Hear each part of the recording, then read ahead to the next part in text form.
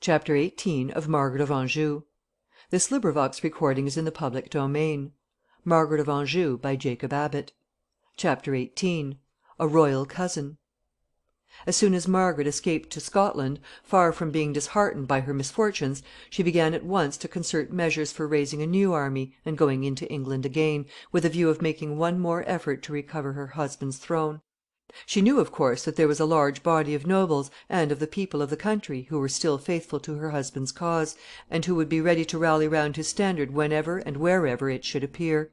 All that she required was the nucleus of an army at the outset, and a tolerably successful beginning in entering the country. There were knights and nobles, and great numbers of men, everywhere ready to join her as soon as she should appear, but they were nowhere strong enough to commence a movement on their own responsibility. One of the measures which she adopted for strengthening her interest with the royal family of Scotland was to negotiate a marriage between the young prince, who was now 7 years old, and a Scottish princess. She succeeded in conditionally arranging this marriage, but she found that she could not raise troops for a second invasion of England. In the meantime, she had sent 3 noblemen as her messengers into France, to see what could be done in that country. France was her native land, and the king at that time, Charles VII., was her uncle. She had strong reason to hope, therefore, that she might find aid and sympathy there.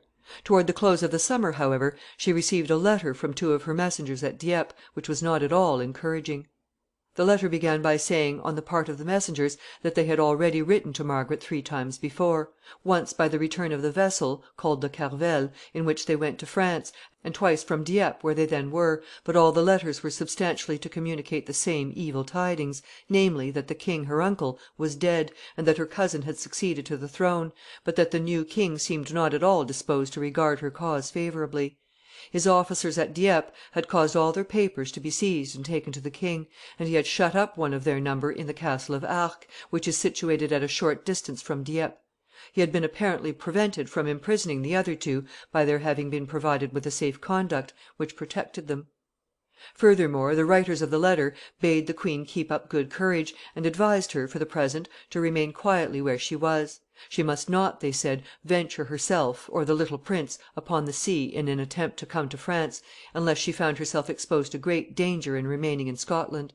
They wished her to notify the king, too, who they supposed was at that time secreted in Wales, for they had heard that the Earl of March (they would not call him King of England, but still designated him by his old name) was going into Wales with an army to look for him.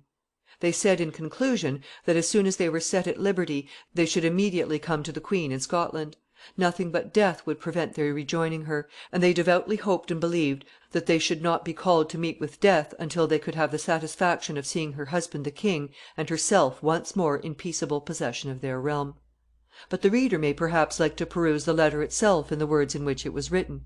It is a very good specimen of the form in which the English language was written in those days, though it seems very quaint and old fashioned now. It was as follows: Madame, please your good God, we have, since our coming hither, written to your highness thrice, once by the Carvel in which we came, the other 2 from Dieppe.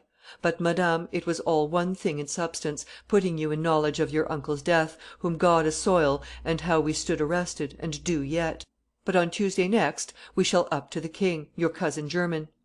His commissaires, at the first of our tarrying, took all our letters and writings, and bore them up to the king, leaving my lord of Somerset in keeping at the castle of Arques, and my fellow Whittingham and me, for we had safe conduct, in the town of Dieppe, where we are at. Madame, fear not, but be of good comfort, and beware ye venture not your person, nor my lord the prince, by sea, till ye have other word from us, unless your person can not be sure where ye are, and extreme necessity drive ye thence. And for God's sake let the king's highness be advised of the same, for, as we are informed, the Earl of March is into Wales by land, and hath sent his navy thither by sea. And, Madame, think verily, as soon as we be delivered, we shall come straight to you, unless death take us by the way, which we trust he will not till we see the king and you peaceably again in your realm; the which we beseech God soon to see, and to send you that your highness desireth. Written at Dieppe the 30th day of August, 1461. Your true subjects and liegemen, Hungerford and Whittingham." Margaret remained through the winter in Scotland, anxiously endeavoring to devise means to rebuild her fallen fortunes. But all was in vain, no light or hope appeared. At length, when the spring opened, she determined to go herself to France and see the king her cousin, in hopes that by her presence at the court, and her personal influence over the king, something might be done. The king her cousin had been her playmate in their childhood. He was the son of Mary, her father René's sister. Mary and René had been very strongly attached to each other, and the children had been brought up much together. Margaret now hoped that, on seeing her again in her present forlorn and helpless condition, his former friendship for her would revive, and that he would do something to aid her. She was, however, entirely destitute of money, and she would have found it very difficult to contrive the means of getting to France, had it not been for the kindness of a French merchant who resided in Scotland, and whom she had known in former years in Nancy, in Lorraine, where she had rendered him some service. The merchant had since acquired a large fortune in commercial operations between Scotland and Flanders which he conducted.